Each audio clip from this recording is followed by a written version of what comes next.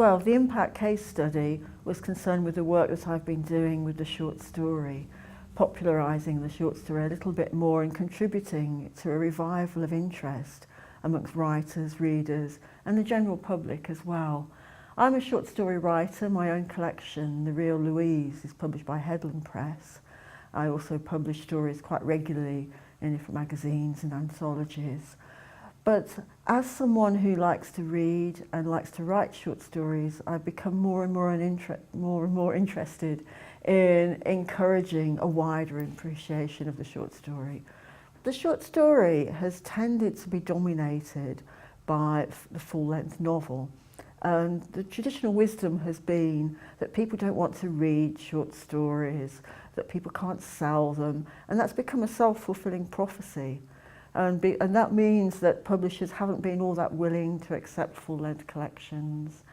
And this seems very strange because writers love short stories.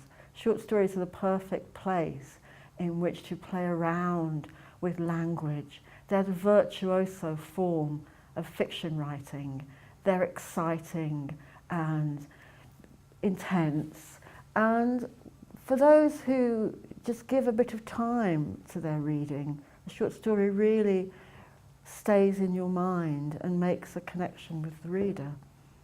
So what I've been doing is combining my own writing of short stories with criticism on short story writers, particularly Alice Munro, but also Helen Simpson, Elizabeth Bowen, and Kate Atkinson, and lots of other contemporary short story writers. And I edit a magazine, I edit a peer-reviewed journal, in fact, called Short Fiction in Theory and Practice.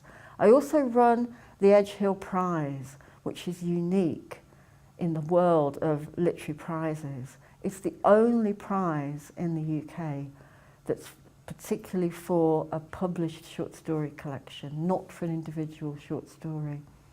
And this is an active intervention on the part of Edgehill, which is intended to encourage publishers to go out and promote collections to raise the status of the short story amongst the general public. So the Edgehill Prize has been going since 2007.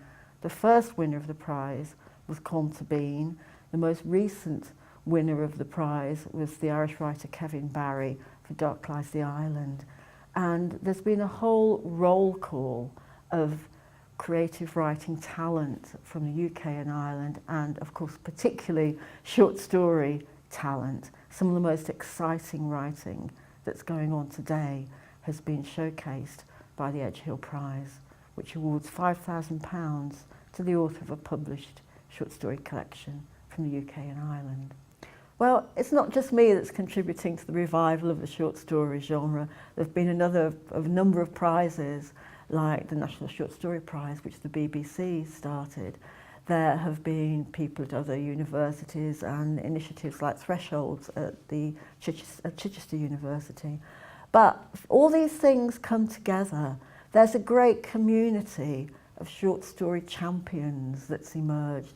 I go along to the International Short Story Conference, which met last time at Arkansas and will meet this year, 2014, in Vienna. There's a great fellowship amongst short story writers because we have felt that we're an embattled minority. Now perhaps is the time to be a bit more confident about short story writing and to say we don't have to apologise for the short story form. We don't have to define exactly what it is.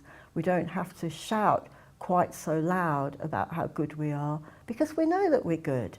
And we know that there are lots of readers out there who are just waiting to discover this really exciting form.